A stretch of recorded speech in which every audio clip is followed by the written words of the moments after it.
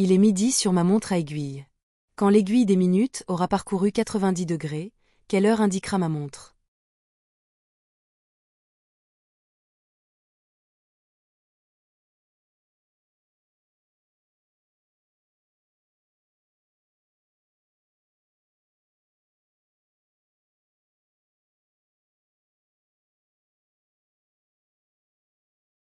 L'aiguille des minutes fait un tour complet de 360 degrés en 60 minutes. Elle avance donc de 6 degrés par minute. Pour parcourir 90 degrés, on effectue le calcul, 90 divisé par 6, ce qui donne 15 minutes. La montre indiquera donc 12h15. Mon chiffre des unités est la moitié de mon chiffre des dixièmes. Mon chiffre des centièmes est le double de mon chiffre des dixièmes. Mon chiffre des dizaines est le triple de mon chiffre des unités.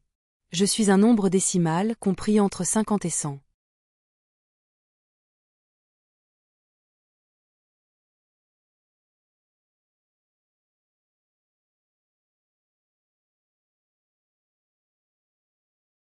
Si le chiffre des unités est 2, alors le chiffre des dizaines est 6.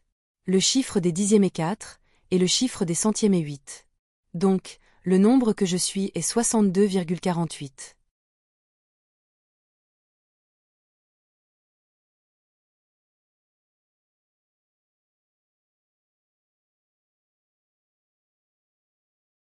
Trouve la mesure d'angle ABC.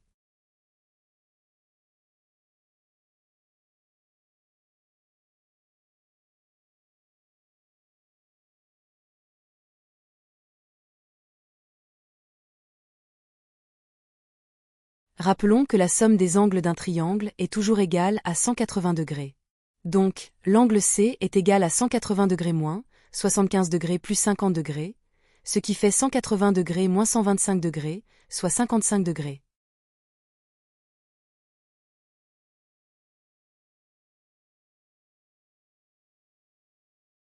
Trouve la mesure de l'angle A.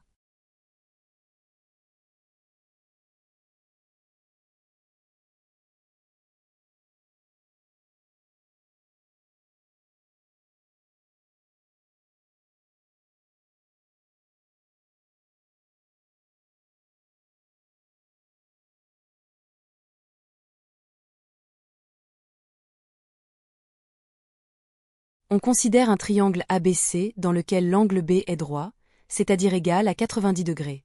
La somme des angles d'un triangle est toujours de 180 degrés. Donc, les angles A et C doivent ensemble compléter les 90 degrés qui manquent. Si le triangle est rectangle isocèle, alors les angles A et C sont égaux. Ils se partagent donc les 90 degrés restants en deux parts identiques. Chaque angle mesure alors 45 degrés.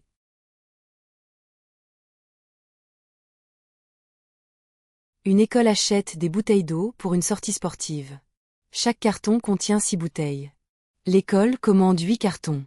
Pendant la sortie, les élèves boivent 37 bouteilles. Combien de bouteilles reste-t-il après la sortie?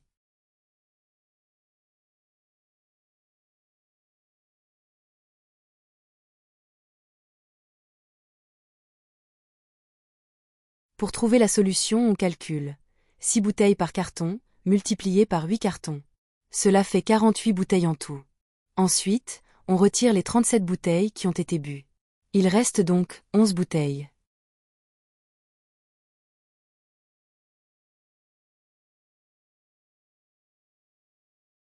Pour une sortie scolaire, l'école réserve des bus.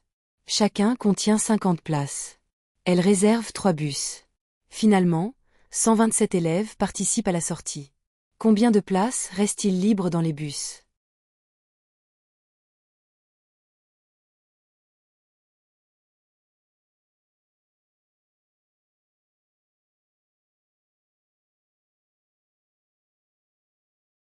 Pour trouver le nombre total de places, on fait le calcul. 50 places par bus, multiplié par 3 bus. Cela donne 150 places. Ensuite, on veut savoir combien de places restent libres après l'embarquement des élèves. On retire donc les 127 élèves des 150 places. Résultat, il reste 23 places libres.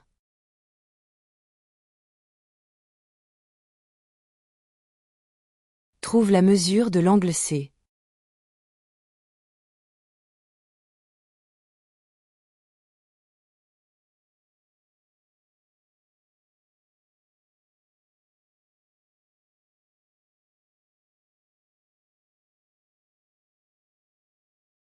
Dans un parallélogramme, deux angles consécutifs sont supplémentaires, c'est-à-dire que leur somme est égale à 180 degrés.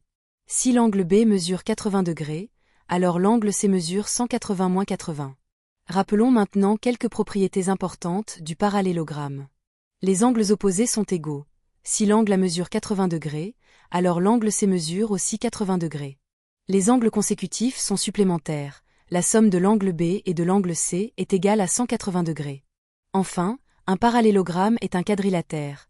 La somme de ces quatre angles est égale à 360 degrés. Trouve la mesure de l'angle B.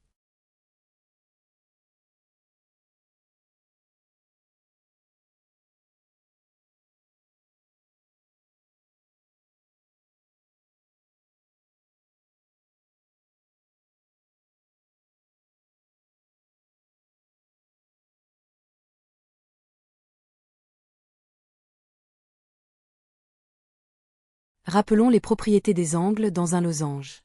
Les angles opposés sont égaux. L'angle A est égal à l'angle C, et l'angle B est égal à l'angle D. Deux angles consécutifs sont supplémentaires, leur somme est égale à 180 degrés. Ainsi, 70 degrés plus l'angle B donne 180 degrés. On obtient donc, l'angle B mesure 110 degrés.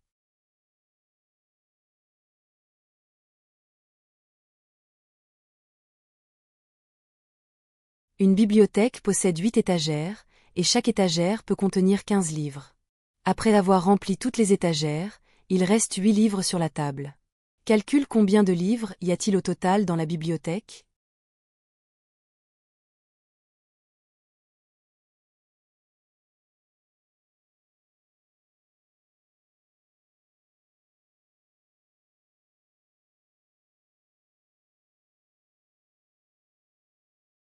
Pour savoir combien de livres y a-t-il au total, on multiplie le nombre d'étagères par le nombre de livres par étagère, 8 fois 15 donne 120 livres sur les étagères.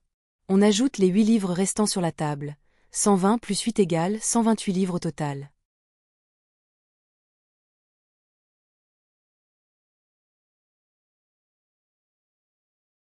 Un agriculteur possède un champ en forme de trapèze. Quelle est la surface de ce champ?